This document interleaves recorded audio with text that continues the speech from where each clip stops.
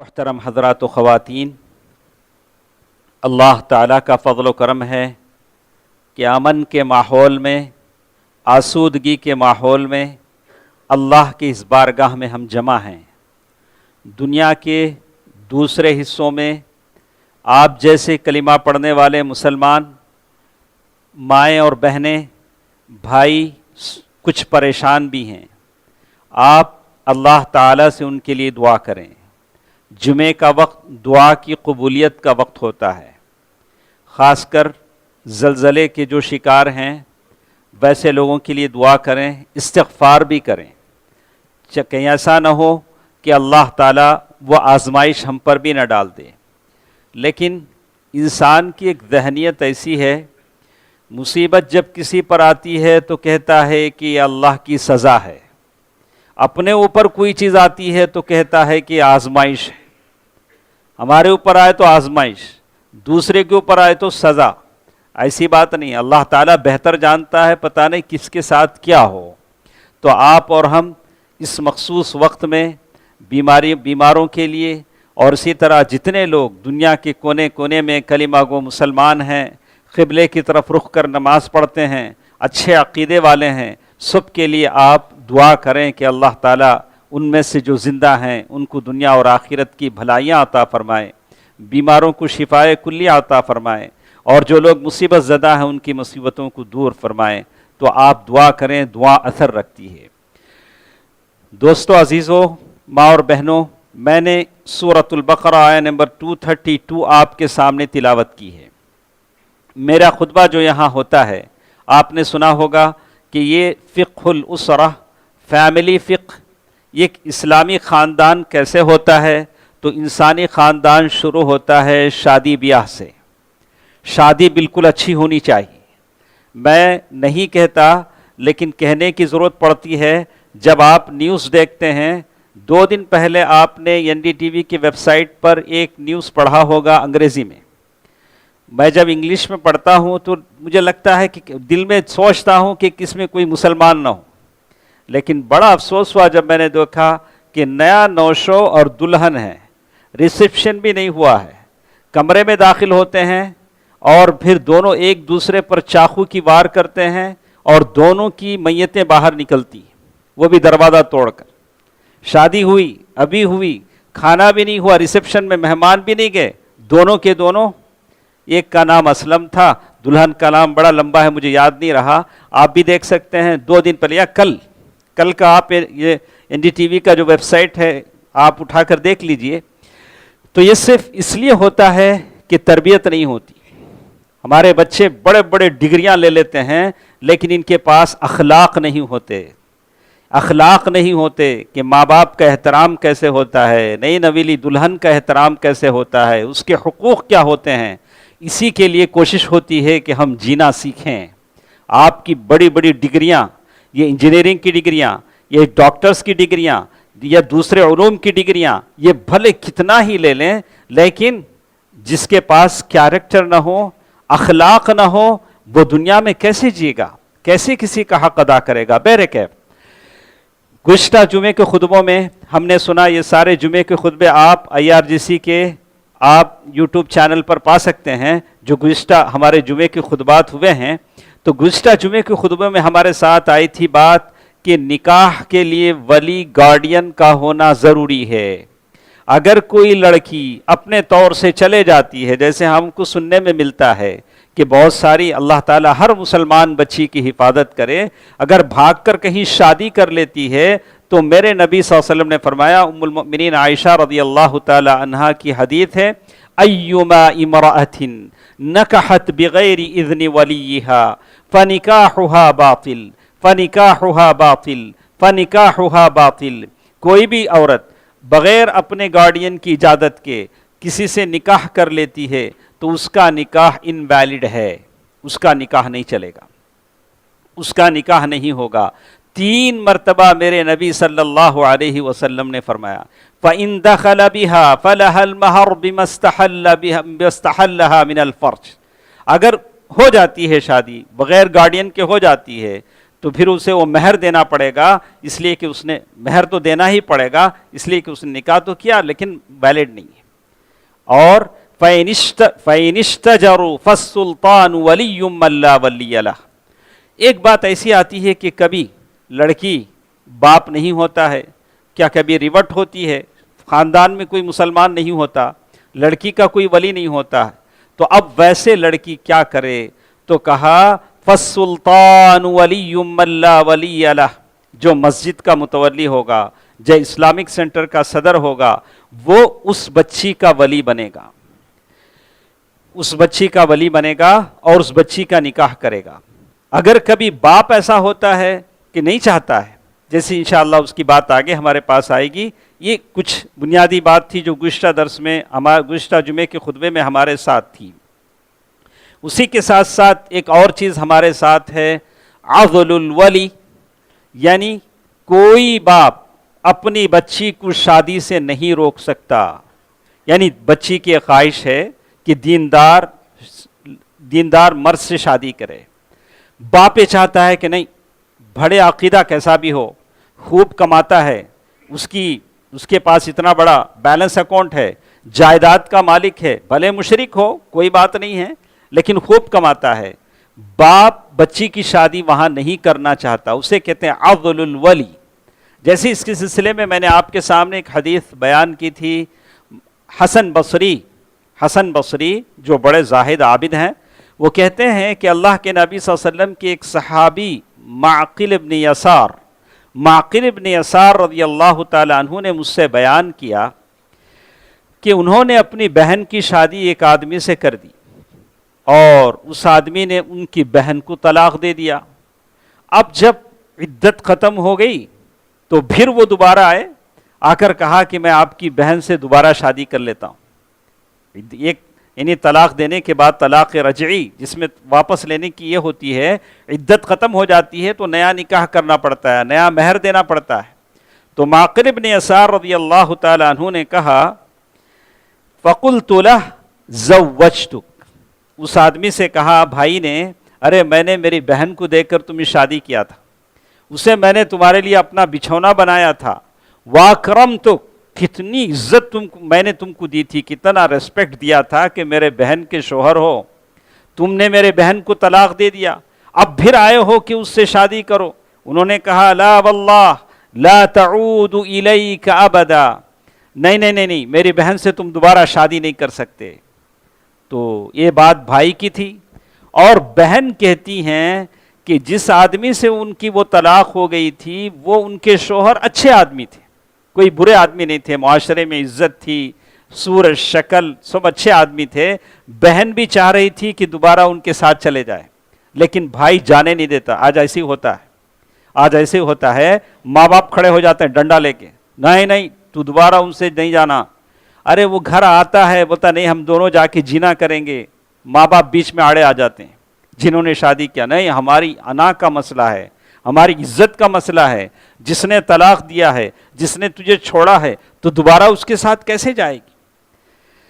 تو اللہ تبارک و تعالیٰ نے یہ آیت جو میں نے آپ کے سامنے پڑھی تھی، جس میں اللہ تعالیٰ نے کہا، سورۃ البقرہ آیت نمبر 232، اللہ تعالیٰ نے کہا وَإِذَا طَلَّقْتُمُ النِّسَاءَ، جب تم نے عورتوں کو طلاق دیا، فَبَلَغْنَ أَجَلَهُنَّ، انہوں نے اپنی مدت پوری کر لی، اور پھر وہ اپنے دوبارہ شوہر اسے واپس لے جانا چاہتا ہے، فَلَا تَعْضُلُوهُنَّ، ان کو مت روکو، أَن يَنكِحْنَ أَزْوَاجَهُنَّ، جب وہ اپنے شوہروں کے ساتھ نکاح کرنا چاہیں، اذا تراضوا بینہم بالمعروف، آپس میں ان کی انڈرسٹینڈنگ ہے، اچھے طریقے سے راضی ہو گئے ہیں، اللہ تعالیٰ کہتے ہیں ذالک یوعظ بہ، اللہ تعالیٰ نصیحت کرتا ہے ہر اس آدمی کو جو ایمان لاتا ہے آخرت کے دن پر، ذالکم ازکیٰ لکم واطہر، یہ بہت ہی اچھی تجویز ہے، بڑی صاف ہے تمہارے لیے، اور اللہ جانتا ہے تم نہیں جانتے۔ تو اللہ تعالیٰ نے وان کر دیا سب کو، ایسے ماں باپ کو کہہ دیا کہ طلاق غلطی سے ہو گئی، کچھ کہہ دیا، ایک طلاق دے دیا یا غصہ ہو گیا تو بیچ میں رکاوٹ نہ بنے، زندگیوں کو چلنے دیں، زندگیوں کو آگے جانے دیں۔ کتنے ماں باپ ایسے ہیں جو اپنی بچیوں کی زندگی کے لیے رکاوٹ بن جاتے ہیں، اپنی غلط فکر سے، غلط تعلیم سے، غلط چیزوں سے. بہت سارے ماں باپ ایسے ہیں جو دیکھتے ہیں کہ بچی جاتی ہے، ظاہر ہے جس طرح آپ نے اپنے گھر میں بچی کو پالا ہوگا ویسے تو سسرال تو نہیں ہوگا. اگر بھلے کتنی بھی نعمتیں ہوں، لیکن جو بچی اپنے گھر میں ماں باپ کے ساتھ پلتی بڑھتی ہے وہ نعمتیں اسے سسرال میں تو نہیں ملیں گی.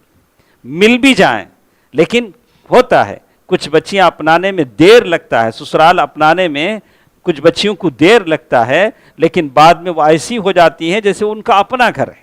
اپنا گھر ہے. اچھی مائیں اپنی بچیوں کو سمجھاتی ہیں کہ وہ ہمیشہ تمہارا وہ گھر ہے.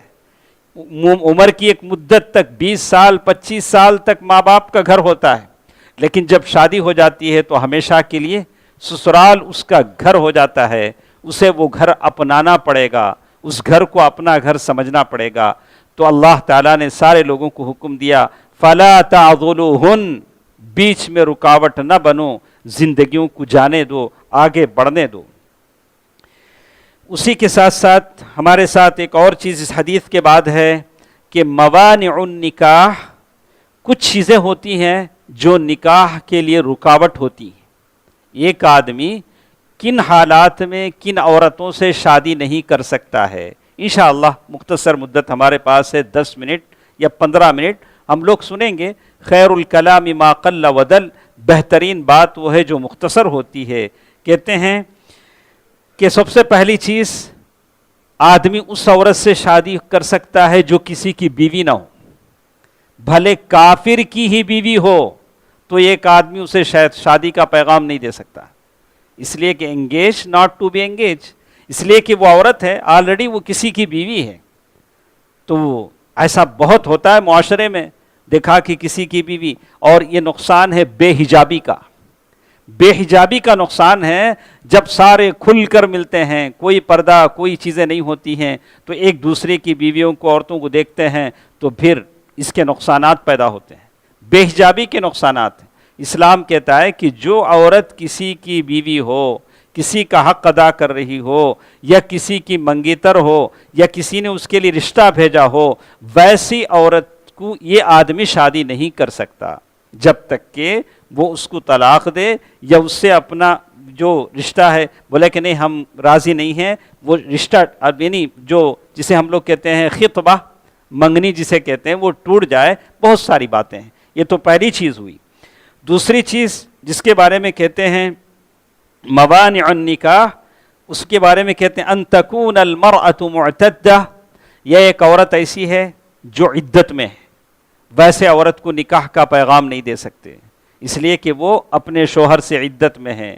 وہ عدت مطلقہ بھی ہو سکتی ہے، عدت وفات بھی ہو سکتی ہے، جب تک کہ وہ اپنی عدت پوری نہ کر لے. انشاءاللہ بعد میں بحث آئے گی کہ وہ اشارے کنائے سے البتہ بول سکتا ہے جب وہ عدت میں ہوتی ہے یا عدت مطلقہ ہوتی ہے.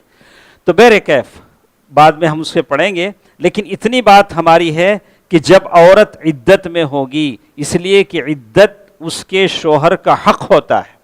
کسی آدمی کا انتقال ہو جاتا ہے تو اس کی بیوی عدت گزارے گی.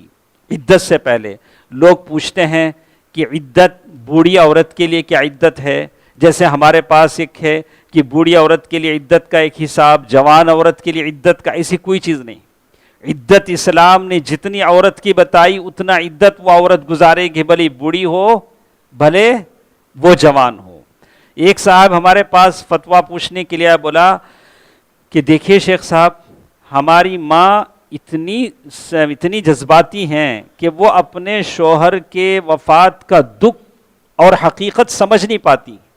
یعنی ابھی بھی وہ برتن میں کھانا لیتی ہیں، اس اپنے روم میں جاتی ہیں جہاں دونوں بیٹھ کے کھانا کھاتے تھے، اور وہیں جاتی ہیں، اور وہ ہوش حواس سے ماننے کو تیار نہیں ہیں کہ ان کے شوہر کا انتقال ہو گیا ہے. کہ کیا ایسی عورت پر بھی عدت ہے؟ سمجھا آپ نے میری بات؟ جو جوڑے 60 سال 70 سال ساتھ جیتے ہیں، اچانک جدائی ہو جاتی ہے، موت جدا کر دیتی ہے، یہ حقیقت ہے.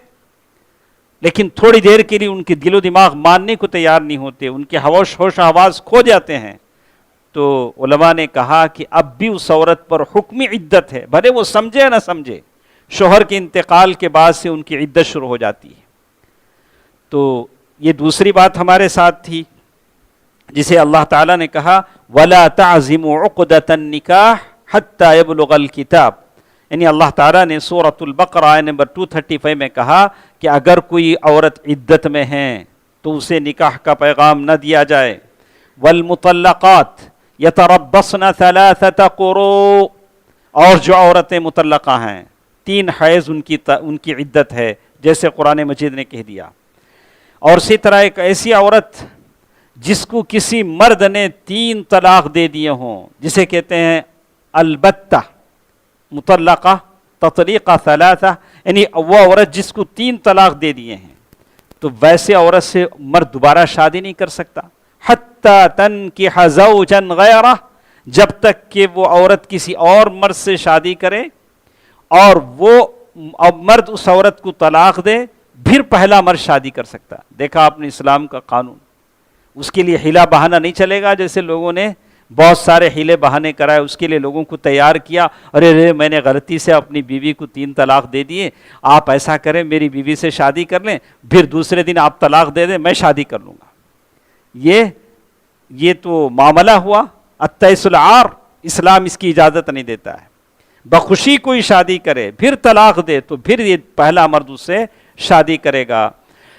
اللہ کے نبی صلی اللہ علیہ وسلم کے پاس ایک صحابی آتی ہیں، صحابی آ کر کہتے ہیں اللہ کے نبی صلی اللہ علیہ وسلم، پہلے میرے ایک شوہر تھے، انہوں نے مجھے طلاق دے دیا، میں نے اور ایک آدمی سے شادی کی اور ایک صحابی سے شادی کی، اور کہا کہ فزیکلی وہ اس لائق نہیں ہے کہ وہ حق ادا کریں.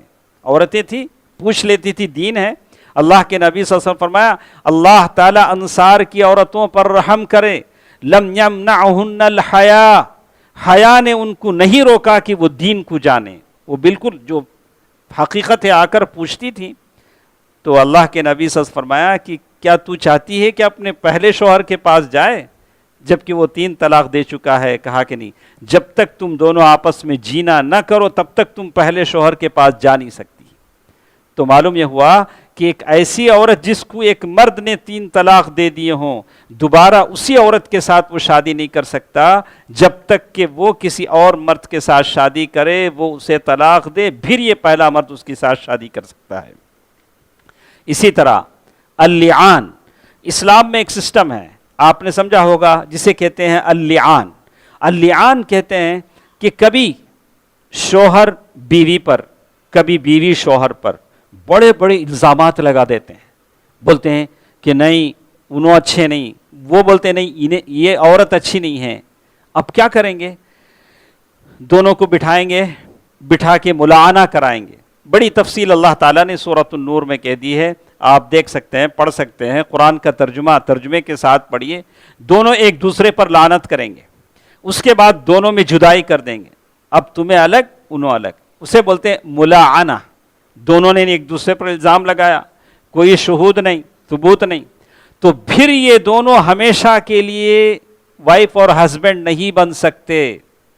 لا یجتمعان ابدا. جو مرد اور عورت ملاعنہ کے ذریعے الگ ہوں، ایک دوسرے پر لعنت کے معنی قرض کے ہیں، لعنت کر کے الگ ہوں، یہ دوبارہ کبھی بھی شوہر اور بیوی نہیں بن سکتے ہیں.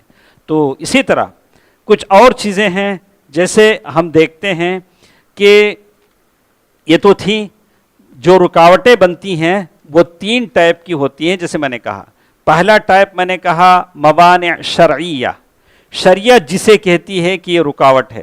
جیسے آپ نے سنا کہ عدت میں رہنے والی عورت رکاوٹ ہے، کسی اور کی بیوی سے آپ نکاح نہیں کر سکتے، یہ ایک رکاوٹ ہے، شریعت کہتی ہے. ملاعنہ، لعنت جو دونوں آپس میں کیا کہ وہ رکاوٹ ہے.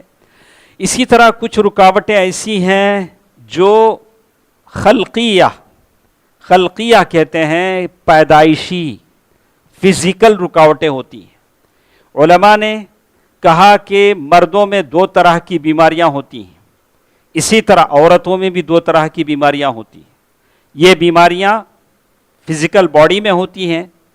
مردوں میں جو بیماریاں ہوتی ہیں الجب والعنہ، عربی لفظ ہے، میں نے کہا اب اسے میں کیسے ٹرانسلیٹ کروں نہیں کر سکتا، بس میں نے اتنا کہا کہ میں الجب والعنہ، یعنی ایک آدمی فزیکل طور سے ایک تو الجب جس کی شرمگاہی نہ ہو، العنہ جو شرمگاہ ہو لیکن اپنی مرض، بیماری، کمزوری کی وجہ سے عورت کا حق ادا نہیں کر سکتا ہو، ایسا شخص بھی نکاح نہیں کر سکتا۔ اگر وہ اپنا علاج کر لیتا ہے تو پھر بات الگ ہے، جیسے علماء کرام نے کہا ہے۔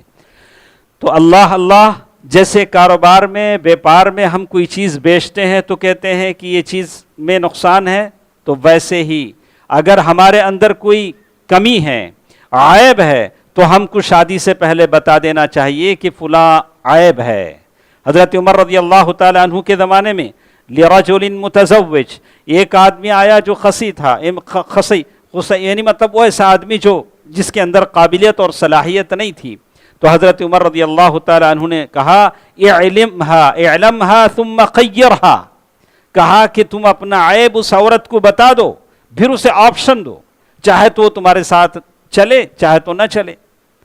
تو اللہ اللہ، عیب کو چھپانا، صرف عزت بچانے کے لیے اپنے اندر عیب ہوتے ہوئے کسی لڑکی سے شادی کر لینا اور پھر حق ادا نہ کرنا، یہ بھی اللہ تعالیٰ کے پاس جواب دینا ہے۔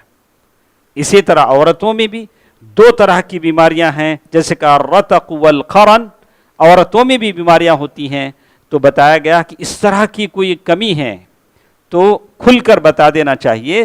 بہت سارے ایسے ہیں جو اللہ تعالیٰ سب کو محفوظ رکھے، سب کو سلامتی سے رکھے، سب کو شفایاب رکھے، اگر اس طرح کی کوئی کمزوری ہو تو بتا دینا چاہیے، جیسے عمر رضی اللہ تعالیٰ عنہ کا یہ اثر ہم نے پڑھا ہے۔ اسی طرح یہ تو تھی خلقیہ، پیدائشی بیماریاں، بعض کا علاج ہو سکتا ہے، بعض کا نہیں ہو سکتا ہے، لیکن اللہ تعالیٰ کے ہاتھ میں شفا ہے، اللہ تعالیٰ ہر ایک کو شفا دیتا ہے، اللہ تعالیٰ سب کو صحت و سلامتی عافیت میں رکھے، آمین۔ اسی طرح موانع مرضیہ، کچھ ایسے ہوتے ہیں، کچھ رکاوٹیں جو بیماری کی شکل میں ہوتے ہیں، جیسے علماء نے کہا الجنون والبرص والجذام، پاگل پن کی شکل میں معلوم ہوتا ہے، ارے خاندان کے لوگوں کو معلوم ہوتا ہے کہ یہ پاگل ہے۔ پاگل پن کئی مراتب ہیں، کچھ پاگل ہیں اپنا اچھا برا سمجھ سکتے ہیں کہ میرے کپڑے گندے ہیں، مجھے کیا کر رہا ہوں، ان کو ہوش آواز ہوتا ہے، اسے پاگل تو نہیں کہیں گے، اتنا کہیں گے کہ تھوڑا یہ نہیں ہے۔ لیکن کچھ پاگل جو اپنے ہوش آواز سے باہر ہوں، ان کو معلوم نہ ہو کہ وہ کیا کر رہے ہیں، تو کیا اس پاگل کی بات ہے؟ جنون الکامل، یعنی پوری طرح عقل سے آ رہی ہے، تو ایسا آدمی بھی شادی نہیں کر سکتا۔ اسی طرح کا البرص والجذام، دو بیماریوں کا انہوں نے ذکر کیا۔ البرص یعنی جو سفید اس کے آ جاتے ہوں، جبکہ یہ بیماری آج عام ہے، اس کا علاج بھی ہے۔ الجذام لیپرسی جسے کہتے ہیں، ویسے لوگوں کے تعلق سے کہا، آج جب کہ نئے نئے انداز میں بیماریاں آتی ہیں، بیماریاں جنم لے رہی ہیں اور بیماریاں نکالی جا رہی ہیں، ایسے حالت میں اگر کوئی سمجھتا ہے کہ میرے شادی کرنے کی وجہ سے میں حق ادا نہیں کر پاؤں گا، سامنے والے کا حق ادا نہیں کر پاؤں گا، اور رشتے زوجیت کا میں حق ادا نہیں کر پاؤں گا، تو بہتر ہے کہ وہ آدمی رک جائے۔ یہی بات عمر فاروق رضی اللہ تعالی عنہ نے کہی تھی۔ تو یہ چند باتیں تھیں جو میں نے آپ کے سامنے کہی ہیں۔ تو اس معاملے میں ہم سب اللہ تعالیٰ سے ڈریں، اور اس لیے کہ شادی اللہ تعالیٰ کی طرف سے ایک نعمت ہے جو اللہ تعالیٰ اپنے بندوں کو عطا کرتے ہیں۔ جعل لکم من انفسکم ازواجا لتسکنوا الیہا، دل کے سکون کا ذریعہ ہے۔ تو صاف صاف معاملہ ہونا چاہیے، جیسے دوسرے معاملات صاف صاف ہوتے ہیں۔ اللہ تعالیٰ سے ہم دعا کرتے ہیں کہ اللہ سبحانہ و تعالیٰ سب کی زندگیوں میں امن، راحت، سکون، اطمینان عطا فرمائے، دنیا اور آخرت کی بھلائیاں عطا فرمائے۔ اے الہ العالمین، دنیا کے کونے کونے میں جو مسلمان جو بھی پریشان ہیں، یا اللہ ان تمام کی پریشانیوں کو دور فرما۔ یا اللہ جو بیمار ہیں انہیں شفایابی عطا فرما، شفائے کلی عطا فرما، شفائے عاجلہ عطا فرما۔ اے الہ العالمین، جو قرض دار ہیں ان کے قرضوں کی ادائیگی کا ذریعہ فرما دے۔ یا اللہ جو لا ولد ہیں انہیں اولاد کی نعمتوں سے مالا مال فرما دے۔ یا اللہ ہم سب کے گھروں میں امن، سکون، عافیت عطا فرما۔ یا اللہ دنیا اور آخرت کے خزانوں سے ہمیں مالا مال فرما دے۔ یا اللہ ہم تمام کے وہ لوگ جو دنیا سے جا چکے ہیں، یا اللہ ان کے قبروں کو نور سے بھر دے۔ یا اللہ جنت میں انہیں جگہ عطا فرما دے۔ آمین۔ صدق اللہ العلی العظیم ونفعنی وإیاکم بالآیات والذکر الحکیم۔ انہ تعالی جواد ملک کریم بر رؤوف الرحیم۔